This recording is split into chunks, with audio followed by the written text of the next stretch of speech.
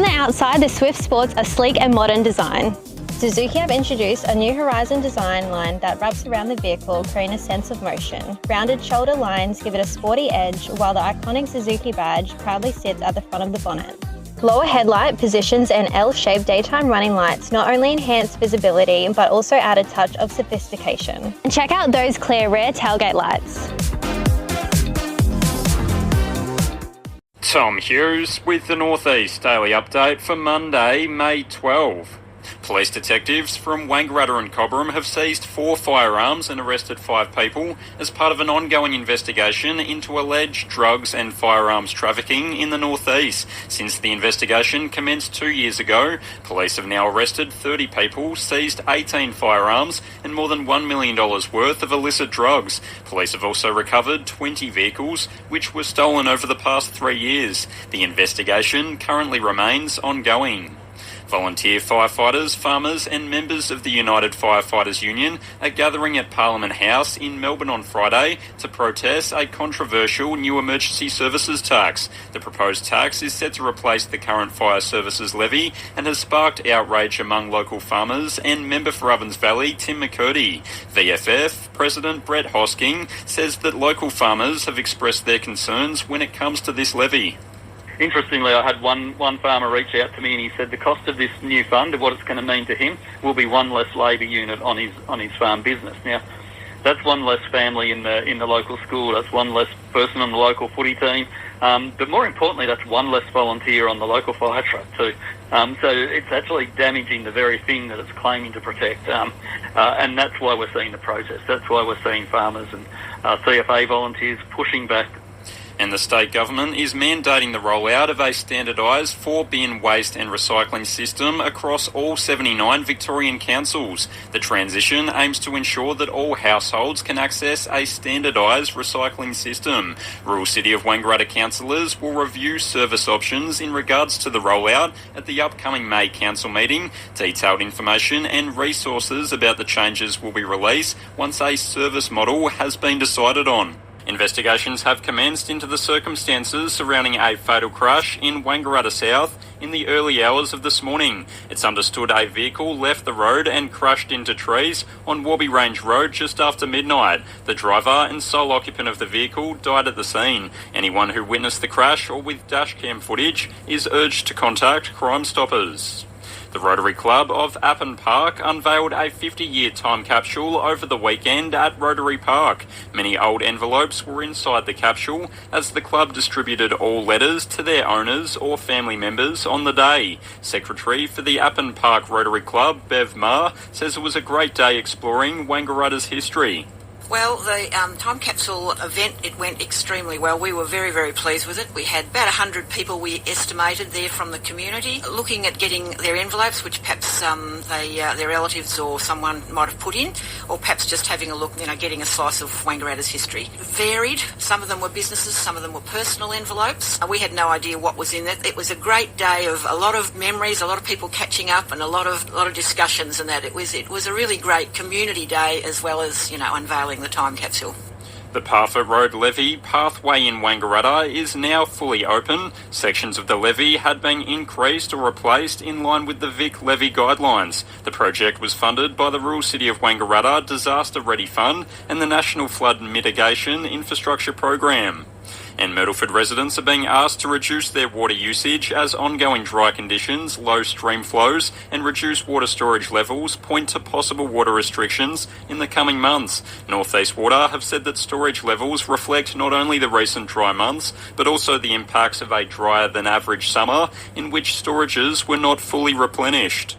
Police are investigating after a fire that gutted a vehicle at the Wangaratta Showgrounds yesterday afternoon saw one person flown to hospital after sustaining injuries. The circumstances of the matter are being investigated by police, with fire crews called to the scene around 1:15 p.m. An older model Holden Ute was destroyed during the blaze. One person was flown to the Alfred in Melbourne for treatment. Indigo Shire Council has endorsed its draft budget at their council meeting last night, with their next 4-year council plan and revised community vision up for public exhibition. This comes as the council is holding Ida Hobbit Day celebrations at Rutherglen's Lions Park from 10:30am this morning. Indigo Shire Mayor Sophie Price says the event will be followed by refreshments and giveaways and is open to all members of the public. So Indigo Shire is proud to be celebrating Ida Hobbit Day again in Rutherglen. So it's the International Day against LGBTQIA plus discrimination. We've been hosting an event on this day for a number of years now, and we're really proud to do that again, this time in Rutherglen. And so we welcome the community down to enjoy that celebrations and have some snacks with us and enjoy some activities. Works on the Burraman East Road Bridge upgrade have recommenced this week after a pause of several weeks to allow the newly reconstructed concrete to set in. The temporary steel and timber formwork has been removed, revealing the completed deck. Over the coming weeks, attention will shift to rebuilding the road as it approaches to align smoothly with the new bridge structure. And crews responded to a major water main break yesterday which occurred on the Riverina Highway near Albury Airport. Crews were on site working and taking out urgent repairs as there were some traffic delays for motorists. Alpine Shire Council is inviting locals to the official reopening of the upgraded Ablett Pavilion in Myrtleford this afternoon. The pavilion has had a major facelift, including a new first floor extension, expanded balcony, upgraded bar and modernised kitchen. The reopening is happening this afternoon from 5pm at McNamara Reserve in Myrtleford and will feature the ribbon cutting ceremony as well as a tour of the revamped space. The state government has failed to secure the numbers it needed to get its emergency services and volunteers fund through the upper house this week. Debate on the controversial levy is expected to continue today. Benalla Rural City Mayor Bernie Hearn says that council will do everything to support farmers and local businesses who are impacted.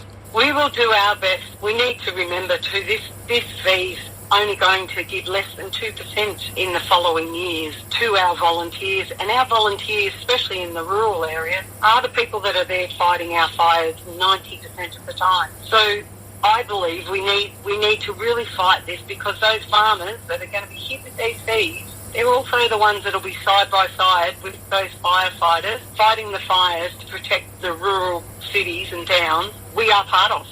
Smoke may be seen across parts of the northeast over the coming days as planned burning is continuing, with new ignitions planned for Springhurst. Aircraft may be seen operated in some of the areas as crews are continuing to patrol burns near Murrindindi, Wangaratta and Leneva.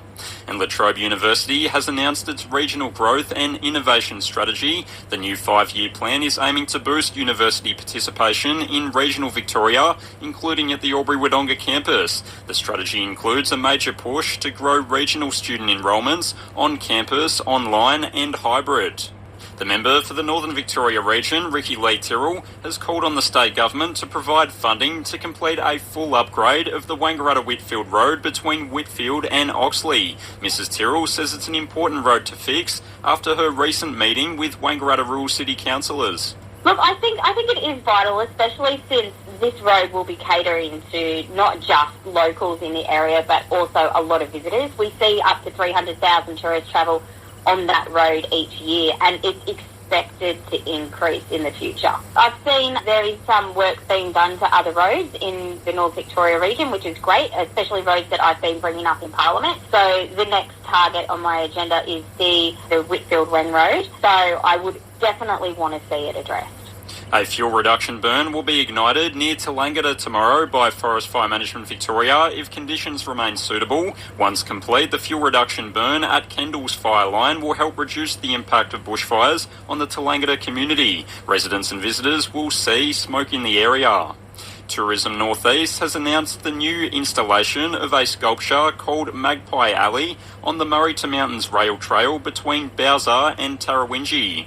And the CFA brigades across the state have taken themselves offline as the state government pushed its divisive emergency services and volunteers levy through the upper house yesterday. The levy will reportedly raise more revenue than the fire services levy it is replacing.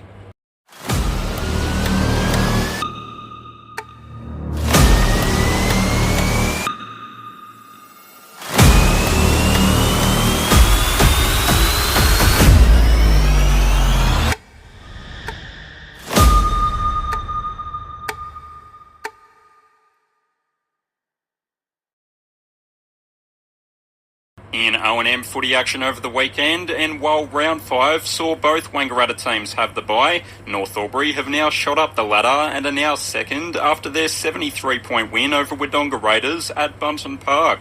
Albury Tigers had a win over the weekend as well by 28 points over the Panthers, while Myrtleford were 73-point winners over Corowa Rutherglen. Myrtleford coach Craig Miller says it was good to bounce back this week. Yeah, we were really disappointed with last week's performance, particularly, I guess, we'd extended a lead against Yarra and then they were just too good in the second half, and that really hurt us. And this week on the track we had a bit of a different mentality to how we're going to attack this game, and we identified this has been a real important match for us in the context of the first part of the season. So, no, I thought that we prepared well for the game, and I thought we were able to capitalise on those opportunities. Yeah, I mean, they lost a couple of players before the bounce, which doesn't help them, pretty important players to the way that they set up. So, yeah, I was really satisfied with the way we finished the game. Locals have been encouraged to nominate their local footy club volunteers, as nominations are now open for the 2025 AFL Plays National Volunteer Awards. The nominations will first be considered at a state level, with winners progressing to the AFL National Awards. And in round 7 of O&K action over the weekend, the reigning premiers, Greetar, were 25-point winners over the Lions after an early scare, and top of the ladder Millawa had a 33-point win over Gurumbat.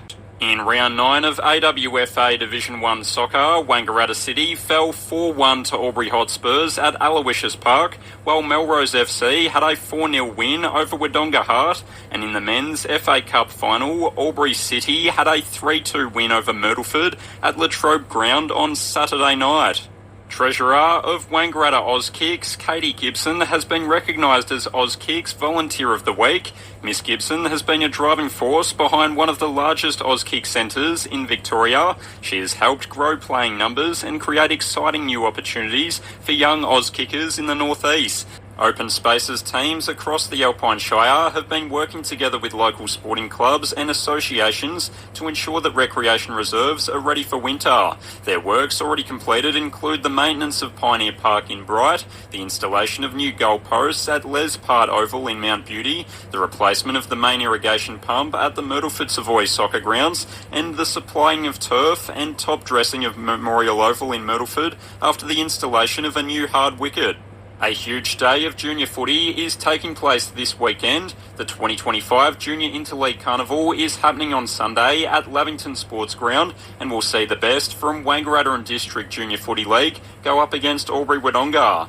There will be free entry for under 16s, as gates will open from 8:30am. In the TDFL, and Yakandanda ruckman Zach Leach has been cleared to play against Mitty United this Saturday after he escaped with a reprimand for making contact with a Beechworth runner last weekend. And in other round 7 clashes, top of the ladder Kiwa Sandy Creek are making the trip to Wodonga to take on the Saints at Martin Park, while Beechworth are up against Barnawatha in a 2v3 clash.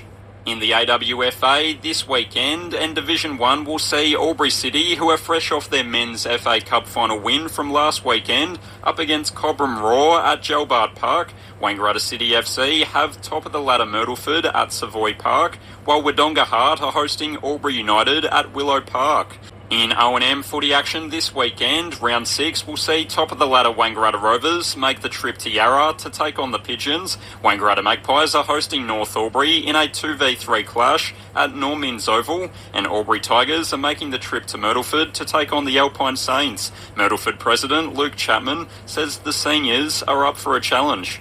Yeah, it's good to have a home game. Yeah, Albury, especially in the senior football, will be very tough. They're a powerhouse side in senior football. They're the benchmark. What they've done in recent years is amazing with all the grand finals and premierships.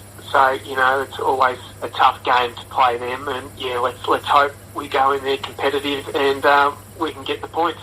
14 Benalla and District Junior Footy coaches attended the Murray Bush Rangers coaching experience session in Wangaratta this week, taking part in match reviews, training drills and a valuable Q&A session with Bush Rangers staff.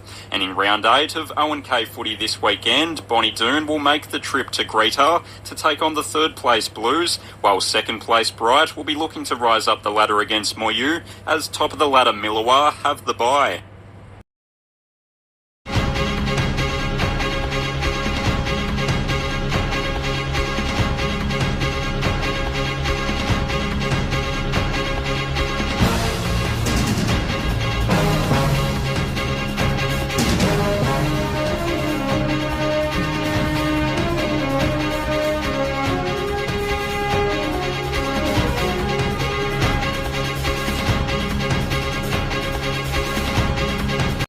Unleash your vehicle's power beyond limits. Discover our exclusive range of Yuasa automotive batteries, engineered for unparalleled reliability and performance to power your journey like never before. Battery World. Power your passion.